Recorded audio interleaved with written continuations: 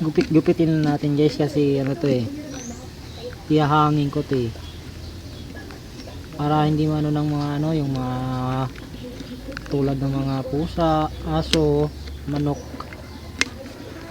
Mas maganda kasi pag nakahangin. Tsaka wala tayong lupa na mataniman, kaya diskarte na lang.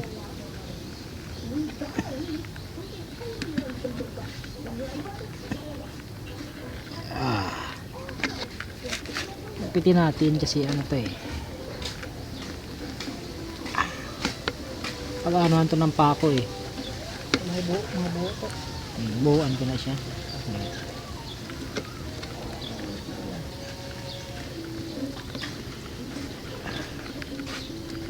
Hindi malawak yung ano eh, pagtaniman natin.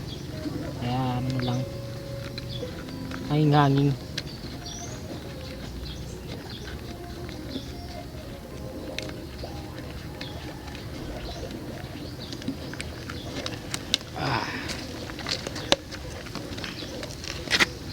Tapos lagyan natin ng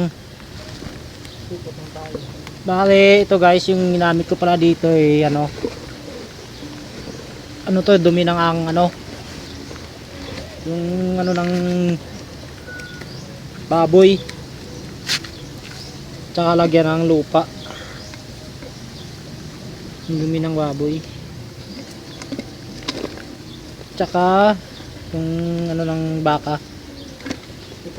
ipot ng baka, tapos ipot ng ano ipot ng baboy. Yan guys, so ano ng baboy. Yan. Yung mga pataba namin na gagamitin. Yan o. Halokan lang yan na yun ng lupa. Yan guys, oh. Taba ng talong, oh. Diba? Yung mga pichay ko eh. Ay, mustasa pala. Yung tawag dito, sitaw. Ito mga talong. Mga talong guys, oh. Yan. Tsaka ito yung ano, ang tawag dito, ang palaya. Palaya ito guys, oh. Yan.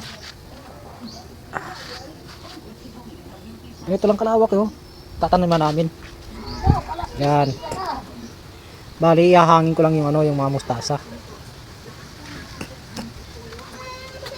Kung mga may space yung mga bahay nyo, pag wala yung ginagawa, pwede yung taniman. Ganito lang, oh. Sasako lang yun, oh.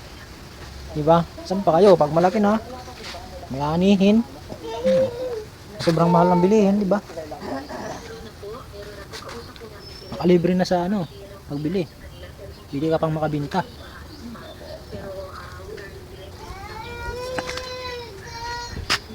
Yung mga pataba namin, oh.